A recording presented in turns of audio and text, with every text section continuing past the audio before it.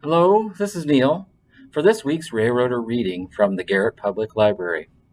I hope all of you have had a fair to middling week, just as I have.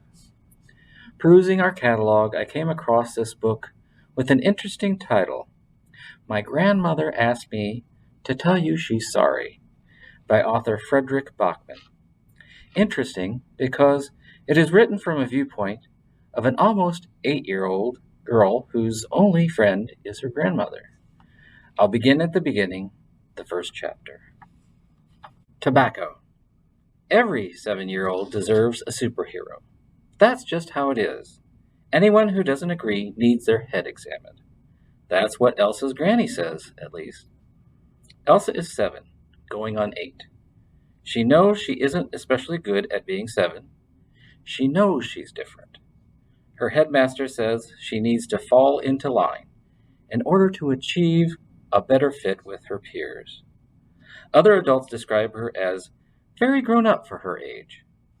Elsa knows this is just another way of saying massively annoying for her age, because they only tend to say this when she corrects them for mispronouncing déjà vu or not being able to tell the difference between me and I at the end of a sentence.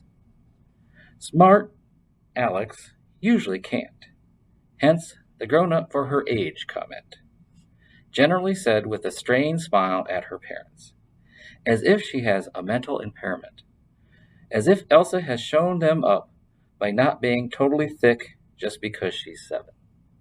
And that's why she doesn't have any friends except Granny, because all the other 7-year-olds in her school are as idiotic as 7-year-olds tend to be. But Elsa is different. She shouldn't take any notice of what those Muppets think, says Granny, because all the best people are different. Look at superheroes. After all, if superpowers were normal, everyone would have them. Granny is 77 years old, going on 78. She's not very good at it either. You can tell she's old because her face looks like newspaper stuffed into wet shoes. But no one ever accuses Granny of being grown up for her age. Perky, people sometimes say to Elsa's mom, looking either fairly worried or fairly angry as Mum sighs and asks how much she owes for the damages. Or when Granny smoking at the hospital sets the fire alarm off, and she starts ranting and raving about how everything has to be so bloody politically correct these days. When the security guards make her extinguish her cigarette, or that time she made a snowman in Britt Marie and Kent's garden, right under their balcony, and dressed it up in grown-up clothes so it looked as if a person had fallen from the roof. Or that time those prim men were wearing spectacles, started ringing all the doorbells, and wanted to talk about God and Jesus and heaven. And Granny stood on her balcony, with her dressing gown flapping open, shooting at them with her paintball gun. And Britt Marie couldn't quite decide if she was most annoyed about the paintball gun thing or the not wearing anything under the dressing gown thing. But she reported both to the police, just to be on the safe side. Those are the times, Elsa supposes, that people find Granny perky for her age. They also say that Granny is mad, but in fact, she's a genius. It's just that she's a bit of a crackpot at the same time. She used to be a doctor, and she won prizes, and journalists wrote articles about her. And she went to all the most terrible places in the world when everyone else was getting out. She saved lives and fought evil everywhere on Earth, as superheroes do. But one day, someone decided she was too old to save lives, even if Elsa quite strongly suspects what they really meant by too old was too crazy. Granny refers to this person as society and says it's only because everything has to be so bloody politically correct nowadays that she's no longer allowed to make incisions in people, and that it was really mainly about society getting so bleeding fussy about the smoking ban in the operating theaters and who could work under those sorts of conditions. So now she's mainly at home, driving Britt Marie and Mum around the bend. Britt Marie is Granny's neighbor. Mum is Elsa's mum. And really, Britt Marie is also Elsa's mum's neighbor because Elsa's mum lives next door to Elsa's granny. And Elsa obviously also lives next door to Granny because Elsa lives with her mom, except every other weekend when she lives with Dad and Lizette. And of course, George is also Granny's neighbor because he lives with Mum. It's a bit all over the place. But anyway, to get back to the point, life-saving and driving people nuts are Granny's superpowers, which perhaps makes her a bit of a dysfunctional superhero. Elsa knows this because she looked up dysfunctional on Wikipedia. People of Granny's age describe Wikipedia as an encyclopedia, but on the net. Encyclopedias are what Elsa describes as Wikipedia, but analog. Elsa has checked dysfunctional in both places, and it means that something is not quite functioning as it's supposed to, which is one of Elsa's favorite things about her granny. But maybe not today, because it's 1:30 in the morning, and Elsa is fairly tired and would really like to go back to bed. Except that's not going to happen, because Granny's been throwing turds at policemen. It's a little complicated. Elsa looks around the little rectangular room and yawns listlessly, and so widely that she looks like she's trying to swallow her own head. "I did tell you not to climb the fence," she mutters, checking her watch. Granny doesn't answer. Elsa takes off her Gryffindor scarf and puts it in her lap. She was born on Boxing Day, 7 years ago, almost 8. The same day, some German scientists recorded the strongest ever emission of gamma radiation from a magnetar over the Earth. Admittedly, Elsa doesn't know what a magnetar is, but it's some kind of neutron star, and it sounds a little like Megatron, which is the name of the evil one in Transformers, which is what simpletons who don't read enough quality literature call a children's program. In actual fact, the Transformers are robots, but if you look at academically, they could also be counted as superheroes. Elsa is very keen on both Transformers and neutron stars, and she imagines that an emission of gamma radiation would look a bit like that time Granny spilled Fanta on Elsa's iPhone and tried to dry it out in the toaster. And Granny says it makes Elsa special to have been born on a day like that. And being special is the best way of being different.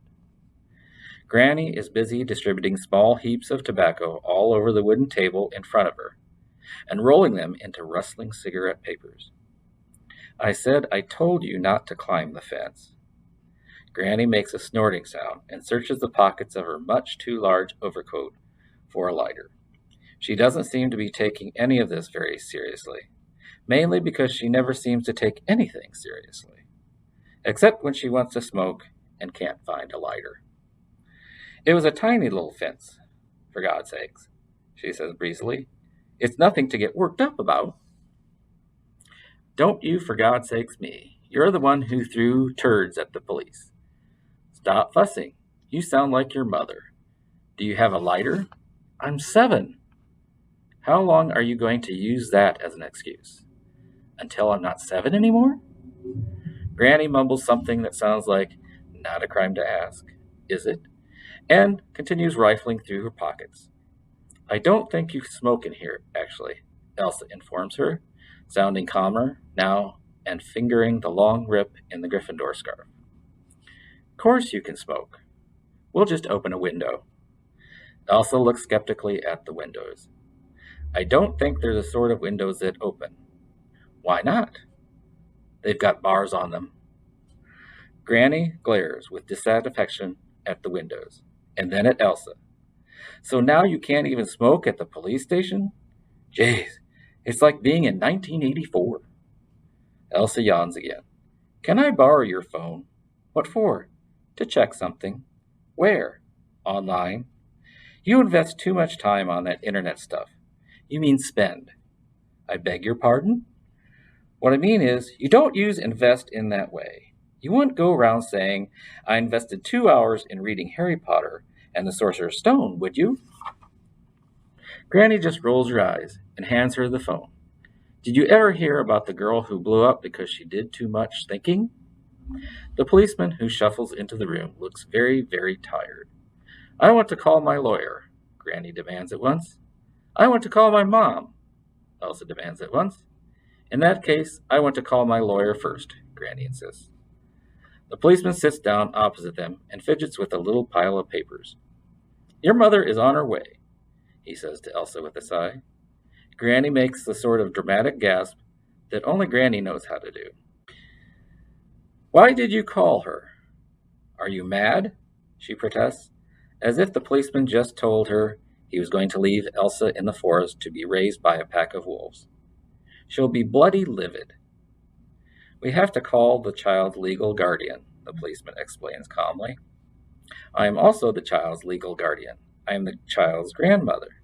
Granny fumes, rising slightly out of her chair and shaking her unlit cigarette menacingly. It's 1:30 in the morning. Someone has to take care of the child. Yes, me. I'm taking care of the child, she splutters. The policeman makes a fairly strained attempt to gesture amicably across the interrogation room. And how do you feel it's going so far? Granny looks slightly offended. Well, everything was going just fine until you started chasing me. You broke into a zoo. It was a tiny little fence. There's no such thing as a tiny burglary. Granny shrugs and makes a brushing movement over the table, as if she thinks they've stretched this thing out long enough. The policeman notices the cigarette and eyes it dubiously. Oh, come on. I can smoke in here, can't I? He shakes his head sternly. Granny leans forward, looks him deep in the eyes, and smiles. Can't you make an exception? Not even for little old me? Elsa gives Granny a little shove in the side and switches to their secret language, because Granny and Elsa have a secret language, as all grannies must have with their grandchildren, because by law, that's a requirement, says Granny. Or at least it should be. Drop it, Granny. It's like illegal to flirt with policemen. Says who? Well, the police, for starters, Elsa replies. The police are supposed to be there for the sake of the citizens, Granny hisses. I pay my taxes, you know. The policeman looks at them as you do when a 7-year-old and a 77-year-old start arguing in a secret language in a police station in the middle of the night. Then Granny eyelashes tremble alluringly at him as she once again points pleadingly at her cigarette. But when he shakes his head, Granny leans back in the chair and exclaims in normal language, I mean, this political correctness. It's worse than apartheid for smokers in this bloody country nowadays. How do you spell that? Asks Elsa. What? Granny sighs, as you do when precisely the whole world is against you, even though you pay taxes. That apartheid thing, says Elsa. Apparteid, Granny spells.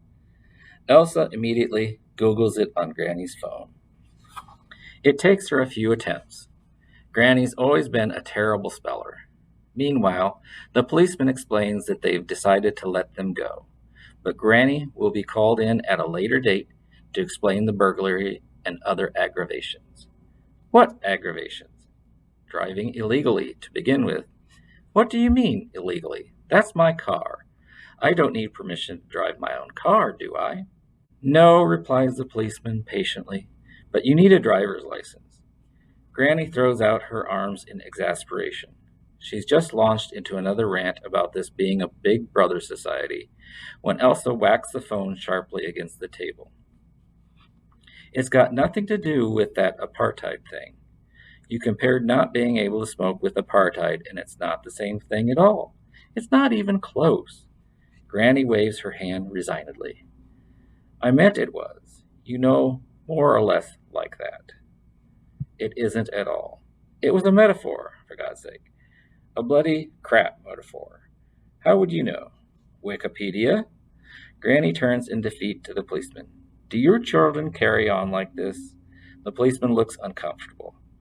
We Don't let the children surf the net unsupervised. Granny stretched out her arms towards Elsa, a gesture that seems to say, "You see?" Elsa just shakes her head and crosses her arm very hard. "Granny, just say sorry for throwing turds at the police, and we can go home."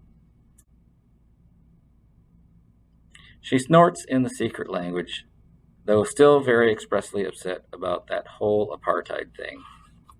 "Sorry," says Granny in the secret language. "To the police, not me, you muppet. There'll be no apologizing to fascists here. I pay my taxes, and you're the muppet," Granny sulks. "Takes one to know one." Then they both sit with their arms crossed, demonstratively looking away from each other, until Granny nods at the policeman and says in normal language, "Would you be kind enough to let my spoilt granddaughter know that if she takes this attitude, she's quite welcome to walk home? Tell her I'm going home with Mum, and she's the one who can walk," Elsa replies at once. "Tell her she can." The policeman stands up without a word, walks out of the room, and closes the door behind him, as if intending to go into another room and bury his head in a large, soft cushion and yell as loud as he can. "Now look what you did," Granny says. "Look what you did." Eventually, a heavy-set policewoman with piercing green eyes comes in instead. It doesn't seem to be the first time she's run into Granny, because she smiles in the tired way so typical of people who know Granny and says, "You have to stop doing this. We also have real criminals to worry about." Granny just mumbles, "Why don't you stop yourselves?" And then they're allowed to go home. Standing on the pavement, waiting for her mother, Elsa fingers the rip in her scarf. It goes right through the Gryffindor emblem. She tries as hard as she can not to cry, but doesn't make much of a success of it. "Ah, come on, your mom can mend that," says Granny, trying to be cheerful, giving her a little punch on the shoulder. Elsa looks up anxiously. "And you know, we can tell your mom the scarf got torn when you were trying to stop me climbing the fence to get to the monkeys." Elsa nods and runs her fingers over the scarf again. It didn't get torn when Granny was climbing the fence. It got torn at school when 3 older girls, who hate Elsa without Elsa really understanding why, got hold of her outside the cafeteria and hit her and tore her scarf and threw it down the toilet. Their jeers are still echoing in Elsa's head. Granny notices the look in her eyes and leans forward before whispering in their secret language, "One day, we'll take those losers at your school to Miami's and throw them to the lions." Elsa dries her eyes with the back of her hand and smiles faintly. "I'm not stupid, Granny," she whispers. "I know you did all that stuff tonight to make me forget about what happened at school." Granny kicks at some gravel and clears her throat. "I didn't want you to remember this day because of the scarf, so I thought instead you could remember it as the day your granny broke into a zoo." "And escaped from a hospital?" Elsa says with a grin. "And escaped from a hospital," says Granny with a grin. "And threw turds at the police?" "Actually, it was soil, or mainly soil anyway. Changing memories is a good superpower, I suppose." Granny shrugs. "If you can't get rid of the bad, you have to top it up with more good stuff. That's not a word, I know." "Thanks, Granny," says Elsa, and leans her head against her arm, and then Granny just nods and whispers, "We're Knights of the Kingdom of Miami's. We have to do our duty, because all 7-year-olds deserve superheroes, and anyone who doesn't agree needs their head examined." Thank you for joining me, and I hope your week is a good one, so you can hear next week's selection. That's an over and out until the next time we virtually meet.